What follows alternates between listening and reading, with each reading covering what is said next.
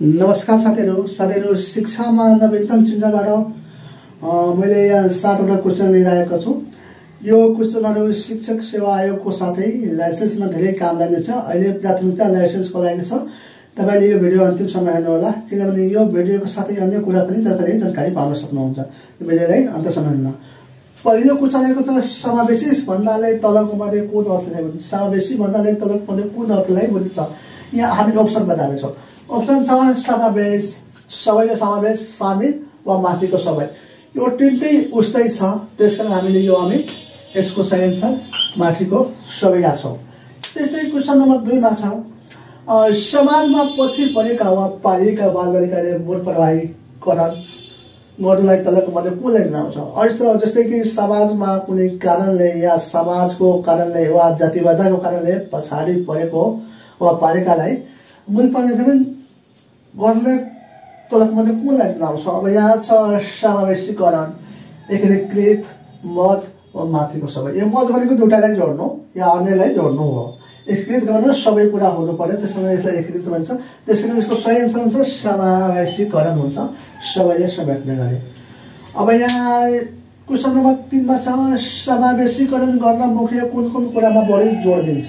समावेशीकरण गर्न मुख्य कुन कुरामा बढी दिन्छ? 3वटा कुरामा जोड दिन्छ, जुन यहाँ दिएको छ। पहुँच, सबैमा पहुँच हुनु पर्यो। गुणस्तर, क्वालिटी कस्तो छ? क्वालिटी एकदम बेस्ट हुनु पर्यो।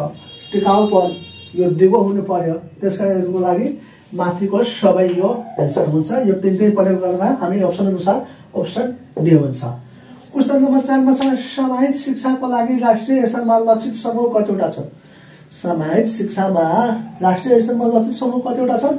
यो छ 13वटा। यसको अनुसार हुन्छ 13वटा।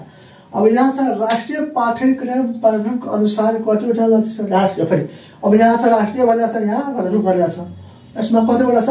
यसमा छ 15वटा। त्यसकारणको सही आन्सर हुन्छ अप्सन ए 15वटा। अब यहाँ छ क्वेशन नम्बर 7 विशेष शिक्षा तलको मध्ये कसलाई दिने गरिन्छ?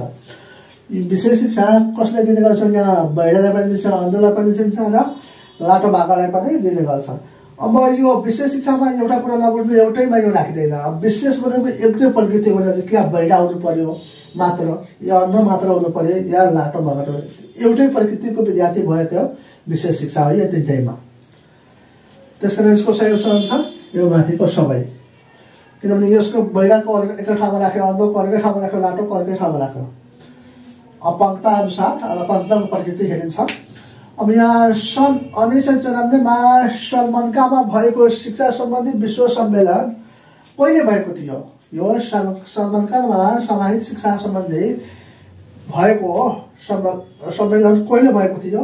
अब यहाँ 1994 जुन 7 देखि 10। यसको सही आन्सर यही नै हो। यो अप्सन झुक्याउनको लागि मात्रै दिएको छु। साथीहरु, यो भिडियो तपाईलाई कस्तो लाग्यो? तपाईले अन्त्यसम्म हेर्नुभयो छ भने तपाईलाई यो भिडियोलाई लाइक गर्नु होला। धन्यवाद।